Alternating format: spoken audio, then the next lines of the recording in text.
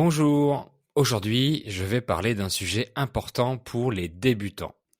Faut-il traduire dans votre tête avant de parler en français?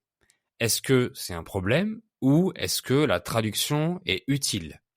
Et à la fin, je vous donnerai aussi des conseils. Moi, c'est Fabien et bienvenue dans ce nouvel épisode du podcast Fluidité pour débutants où je parle aussi d'astuces d'apprentissage pour que vous parliez français avec confiance. Quand on commence une langue étrangère, on ne comprend rien ou presque. Par exemple, si je commence le japonais de zéro, je vais rien comprendre.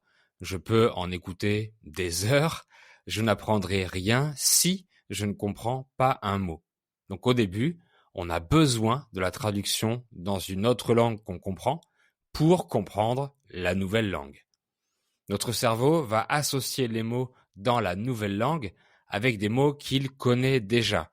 C'est normal et inévitable. Donc au début, la traduction est nécessaire pour comprendre ce qu'on lit ou écoute. Le mieux est de commencer avec du contenu qui a du vocabulaire simple et des phrases courtes parce que les mots basiques se traduisent souvent mot à mot d'une langue à l'autre. Ensuite, plus on progresse, moins on a besoin de tout traduire. Si on comprend plus, on peut deviner le sens des phrases ou des mots inconnus avec le contexte. Et après, à un niveau plus avancé, le vocabulaire sera plus spécifique, donc difficile à traduire, comme des expressions idiomatiques, de l'argot, etc. Dans ce cas, la traduction n'aidera pas parce que le sens sera propre au français. Dans ce cas, ce sera mieux de deviner le sens avec le contexte, de demander à un natif de nous expliquer ou de lire la définition dans un dictionnaire en français. Donc, pour parler, si vous êtes débutant, votre cerveau traduit obligatoirement une langue que vous connaissez vers le français. Il utilise les mêmes structures de phrases. C'est normal car vous n'avez pas encore assez d'expérience dans la langue. Vous prenez les mots et vous les traduisez un par un. Ensuite, avec plus d'expérience, vous pourrez interpréter au lieu de traduire. Interpréter, c'est exprimer des idées directement avec la manière française, avec des structures ou des mots différents d'une autre langue. Ça veut dire que le cerveau a fait naturellement la relation entre les idées et les mots correspondants en français. Et ça vient quand le langage devient intuitif. Donc quand vous êtes débutant, utilisez la traduction pour comprendre. C'est un outil pratique et souvent indispensable. Ensuite, plus vous progressez, moins la traduction sera utile. Et au niveau avancé, la traduction devient contre-productive pour votre compréhension. Et pour vous exprimer en français, au début, vous traduirez inconsciemment mot à mot. C'est normal, ne vous inquiétez pas. On passe tous par cette étape.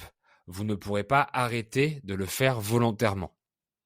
Mais avec l'expérience, vous allez peu à peu interpréter vos idées en français sans passer par une autre langue intermédiaire. Mais tout ça se fait progressivement avec l'expérience, avec le temps. Apprendre une langue est complexe, mais ça nécessite de faire des choses simples. Écouter, lire, parler et écrire le plus possible. Ce ne sont pas les exercices de grammaire ni les quiz de compréhension à répétition qui vous donneront cette expérience. Par contre, ne traduisez pas les expressions idiomatiques ni l'argot de votre langue maternelle. Parlez français avec des mots simples et basiques et du français courant, pas trop soutenu ni trop informel. L'objectif d'une langue est d'être compris, pas d'utiliser les mots les plus compliqués possibles. Simplifiez. Acceptez aussi que les choses se disent différemment en français, même si c'est bizarre par rapport aux autres langues que vous connaissez. Apprenez les structures basiques avec des méthodes de langue comme Michel Thomas ou Assimil ou encore d'autres qui utilisent la traduction bilingue. Apprenez les mots basiques rapidement avec des flashcards et en écoutant énormément de contenu pour débutants. Personnellement, quand je commence une langue de zéro, j'utilise Mosalingua pour apprendre les 2000 mots ou structures les plus basiques avec leur traduction sous forme de flashcards. Quand vous parlez en français, ralentissez le rythme pour pouvoir vous concentrer sur ce que vous dites. Soyez en immersion et pratiquez avec des tuteurs ou des natifs, mais toujours des gens patients avec vous.